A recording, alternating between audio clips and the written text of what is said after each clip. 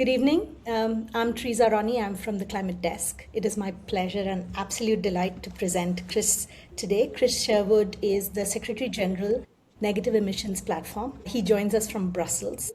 How has your journey been? What about you as an individual, as a human being, informed the journey? And what do you bring, which is uniquely you, to the mission? Well, thank you very much, Ronnie, for inviting me to be on this show. It's very exciting and I'm very pleased to be here. I am half French and half British, grew up in the USA and moved back to Europe as a teenager. And I've been in Brussels and doing policy work for the last 25 years. I started off as a consultant working for clients who needed support with their EU advocacy efforts, and then moved to a role at the US Department of Commerce, at the US mission to the EU in Brussels, where I advised US exporters, particularly in the tech sector or technology sector, about EU rules on things like recycling of electronics and lead-free electronics and data protection. And that brought me into the world of the internet. And then I worked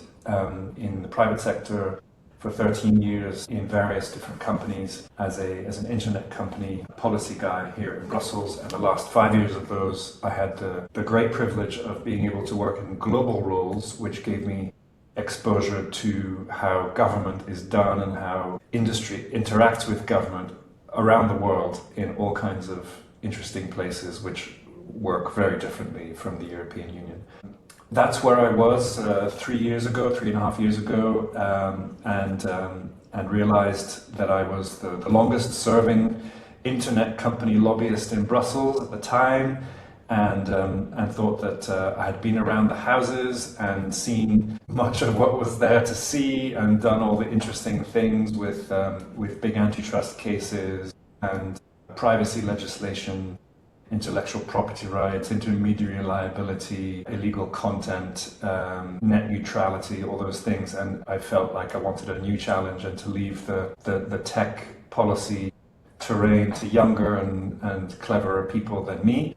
So I looked for a new challenge, and I wanted to do something that was going to make me even more motivated and excited about what I was doing, and which would be more meaningful to me. And as someone who has 4 children, I'm very interested in their future, and of course I'm very interested in what's happening with the climate. And what I love about the role that I have here at the Negative Emissions Platform is that I'm in an industry which is very solutions focused. It's very optimistic. It's about not just damage limitation, but actually making the climate better than it is. And climate, carbon removal has that potential to be something which goes beyond stopping things getting worse and actually making them better. And I love that. And it's really great to be able to wake up in the morning and know that I'm contributing to that.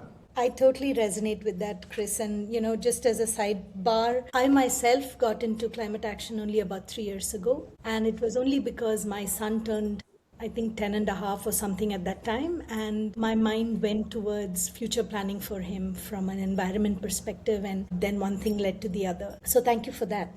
I'm going to come back to what you said about the NEP and its stand in removals. And I want to go back to the IPCC study. Expects us to be able to remove 7 to 9 billion tons of durable removals every year leading up to 2050. But at the moment, our current delivery is at about 1.3 million tons. That's a 40% CAGR for the next 25 years, which means there is a fixed scale up required to manage the kind of emissions that we are currently talking about. What do you think is the biggest bottleneck that could be preventing this trajectory? Yes, that's a really important question. I think that if you look at the big picture, the key bottleneck in the longer term is that we don't yet have the awareness that's needed in governments around the role of carbon removals in reaching those goals. Because, and it's not wrong, but there's been a lot of focus on emissions reductions. And those are absolutely essential because, as you've just said, the scale of carbon removals that exists today and that is feasible by 2050 is quite limited. 7 to 10 gigatons per year is quite small compared to what we emit today. So there's an enormous amount of focus that needs to be put on emissions reductions.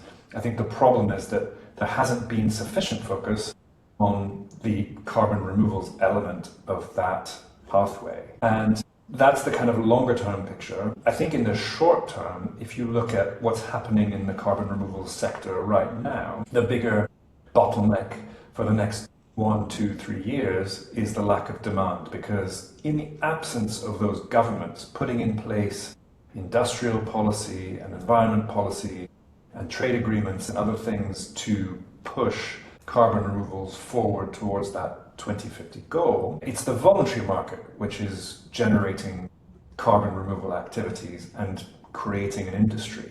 And that industry, as you said, needs to grow very fast. And today, the growth rate is much slower than the CAGR that you described. And the current crisis is a crisis in demand. So we have a number of large, particularly US tech companies who buy carbon removals in the expectation that it's a great investment for the future, that they will build knowledge about something that they will need in large volumes when governments start to regulate this and create obligations and compliance markets, and in the expectation that this is an exciting area of technology to be involved in. And those are all true things, and they're doing the right thing.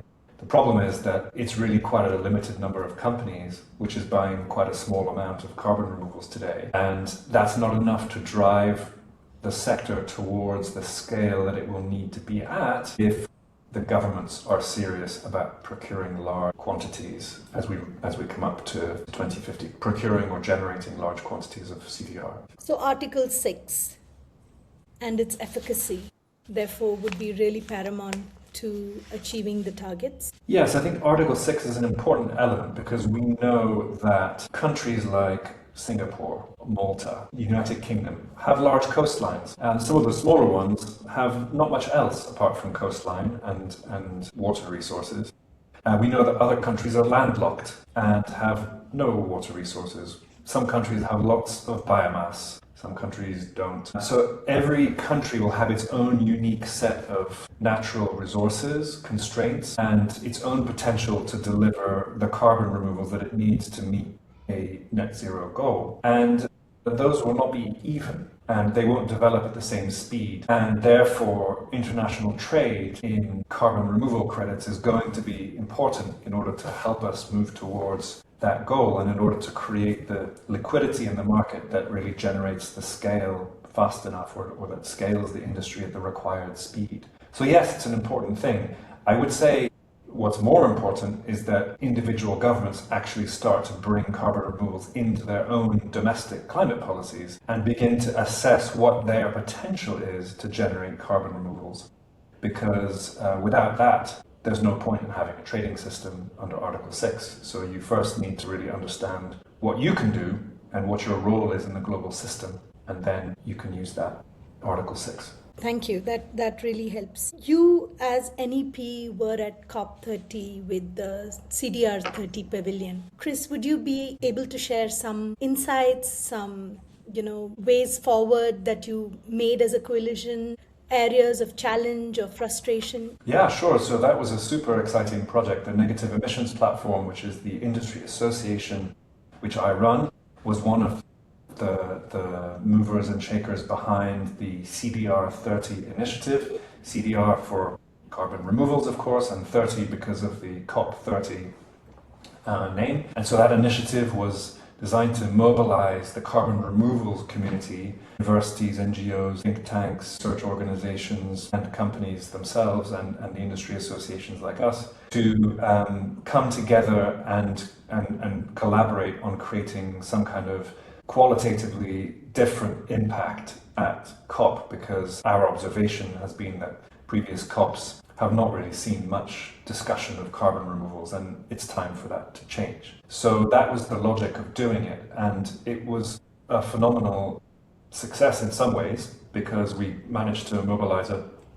very large community of organizations who had never done this before. We managed to apply for and get a pavilion for this community at COP30. We managed to get a pavilion which was better than a lot of other pavilions. The Brazilian company that organized the physical pavilions at COP30 has come under a lot of justified criticism for the massive deficiencies in what they produced, but our pavilion was probably among the better ones there. And we filled that pavilion with a lot of really good programming, content and sessions and discussions and speeches, which we think doubled the amount of carbon removal programming at COP compared to what would have been there had we not been there. And we then, of course, laid down a marker, created a brand image for our community going forward, which we hope to leverage for future events. So that was a challenge that was not to be underestimated in terms of its difficulty. However, of course, there's a lot of stuff that we think we could have done better.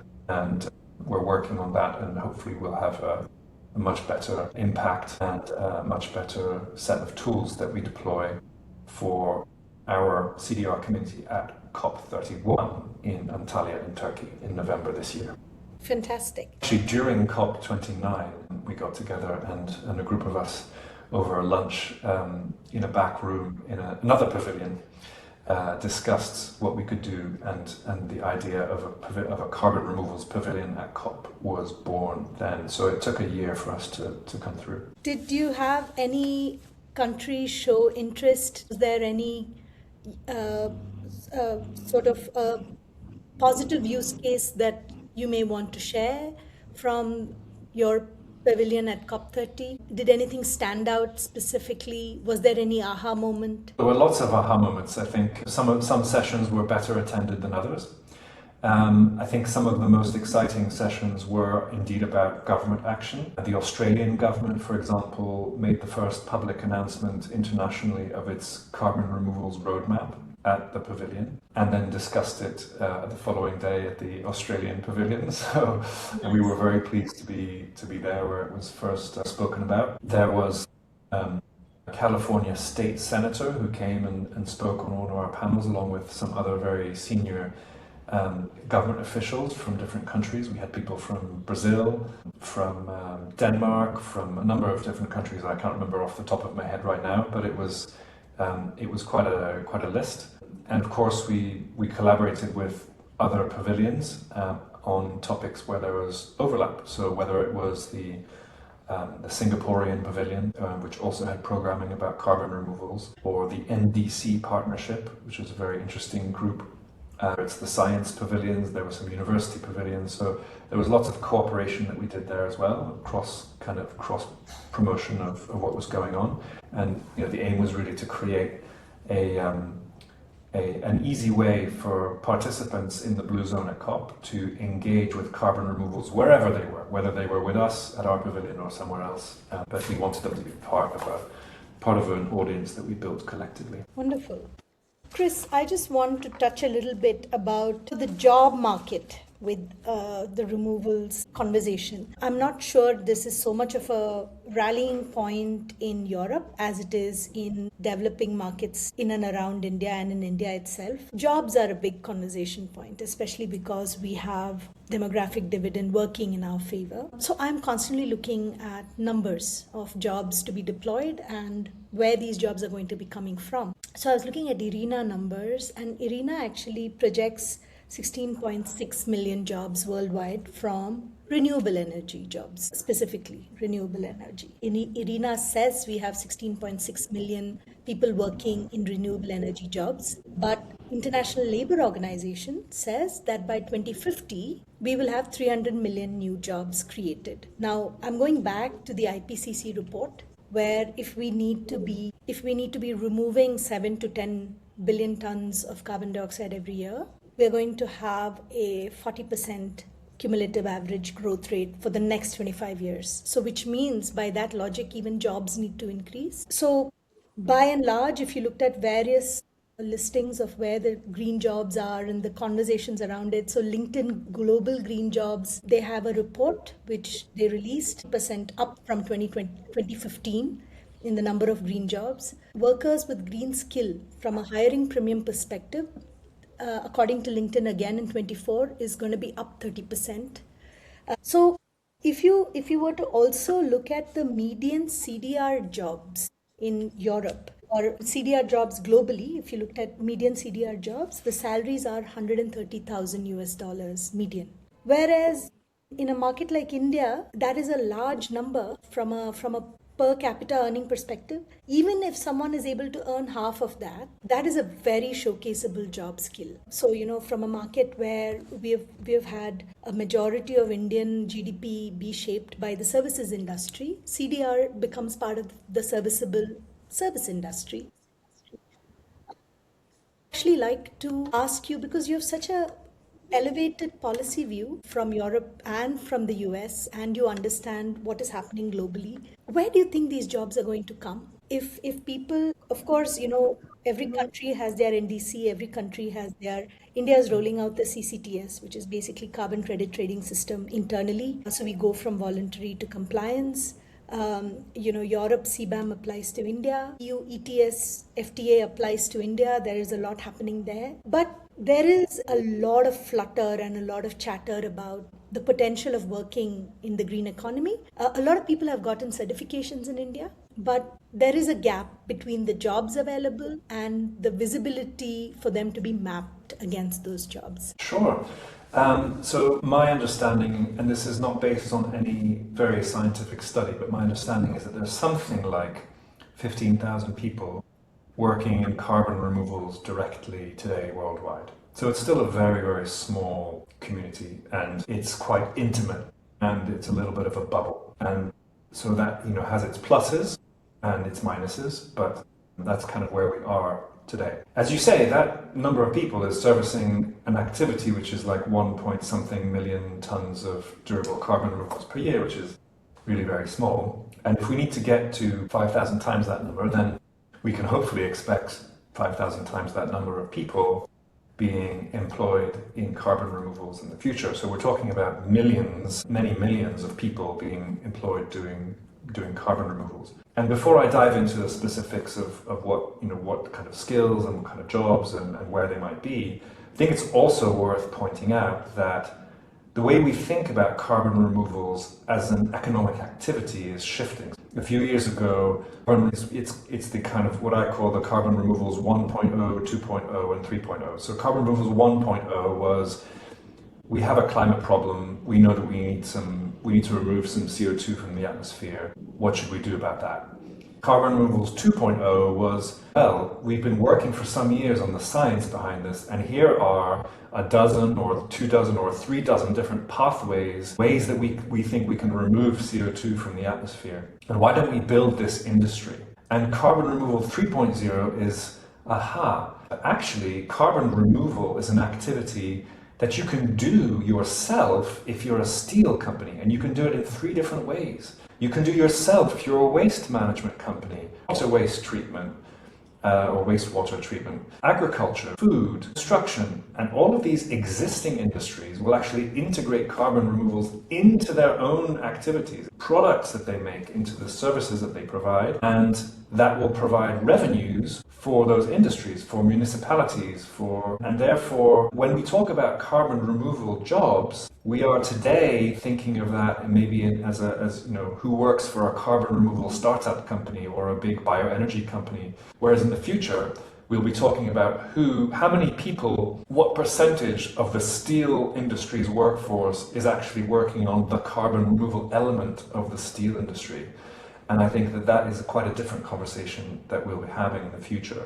So, having said that, I think that the carbon removal workforce is likely to continue to be a fairly technical workforce. So there'll be a lot of science jobs, science to develop the technology, science to prove that the carbon removals are actually taking place. And there'll also be a lot of engineering. I think probably engineering is the biggest area of that there will be worldwide, because these carbon removal methods require you to build things, machines to pyrolyze biomass or direct air capture filters, other kinds of equipment. And so engineering is going to be a big one. Project management, as we build new things, we're going to need people who know how to sequence what you build and where you build them and getting permitting and things like that. And then, of course, all the support functions. So like any industry, there'll need to be human resources, IT, legal, and all the rest. So that is also going to come as well.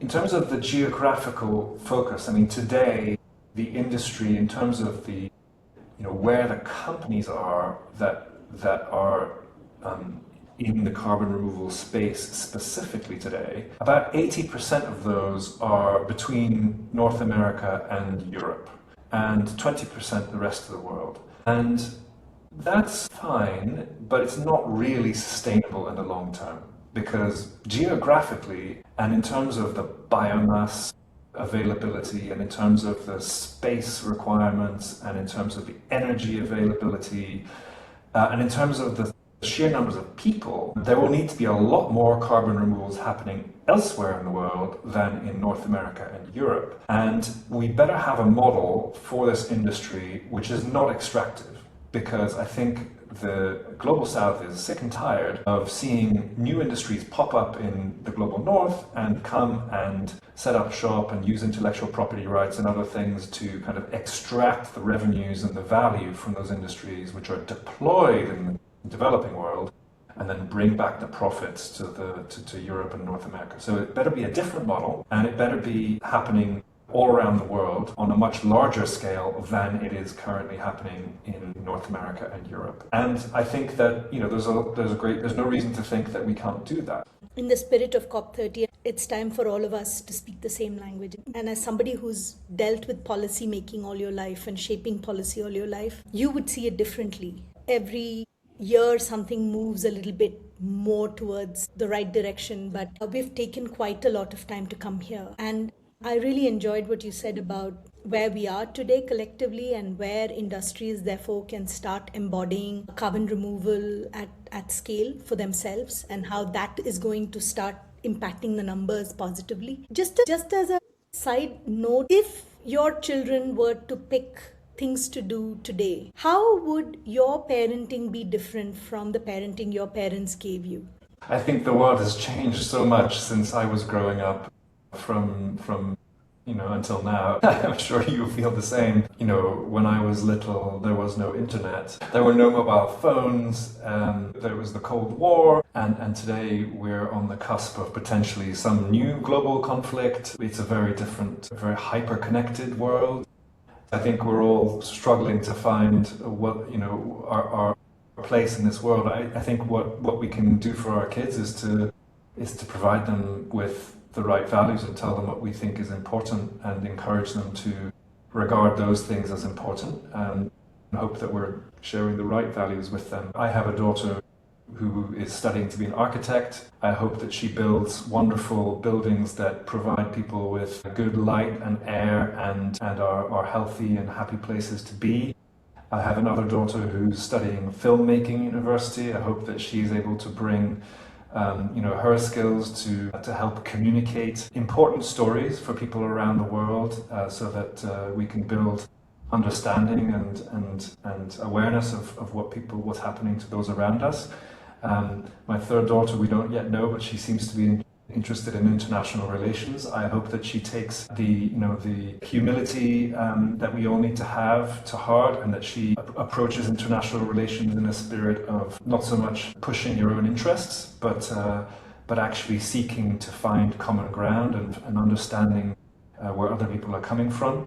And my fourth daughter is too young to be thinking about her future, but these are the kinds of things that I hope infused my children as I brought them up. I think for every parent in their own circumstances, there'll be a different set of things that they try and bring, but you also have to play with or deal with the interests and instincts of your children, who are unique people and who necessarily think the way you do, right? As I'm sure you know. Absolutely. Though I must tell you, Chris, that my son, there are days when in the beginning he could not understand what I was doing, and he thought it was all very vague. But of late, I have found him sharing stuff with me on Insta and telling me, Amma, please make sure the work you're doing impacts a lot of people, because, we need it. Shift is phenomenal for me as a mother. Super. Well, thanks very much. Wishing you all the best with this wonderful project. Thank you, Chris.